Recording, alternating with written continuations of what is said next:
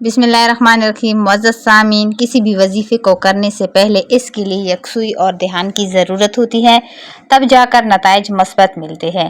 وظیفے میں نماز کی 5 وقت کی پابندی کا خاص خیال رکھیں۔ آج ہم آپ کو جو وظیفہ بتا رہے ہیں اس سے آپ کو فائدہ ہوگا۔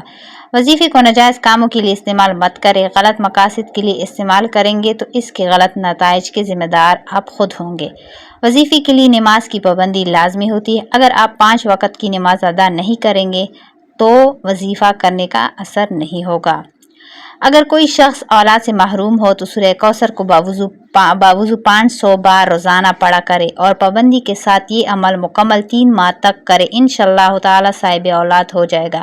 اگر اول آخر درود شریف 11 بار پڑھا کرے اس نیت سے کہ حضور صلی اللہ علیہ وآلہ وسلم کی زیارت نصیب ہو تو انشاءاللہ تعالی زیارت فیض بشارت سے کامیاب ہوگا۔ نزول بار رحمت کے وقت 100 بار پڑھے، جو دعا مانگے قبول ہوگی۔ اگر کسی دشمن نے گھر میں جادو دفن کر دیا ہو، اس صورت کا ورد کرنے سے جادو دفن کرنے کی جگہ معلوم ہو جائے گی اور جادو کا اثر دور ہو جائے گا۔ وظیفہ یا عمل پورے یقین سے کرے، شک عمل کو ضائع کر دیتا ہے۔ پوری توجہ کے ساتھ وظیفہ پڑھا جائے اور دعا پورے دل اور خشوع و خضوع سے مانگے۔ رزق حلال کا اہتمام کرے۔ حرام غذا عمل کے اثر کو ختم کر دیتی ہے۔ ہر عمل اللہ کی رضا کے لیے کرے، مالک راضی ہوگا تو کام بنے گا۔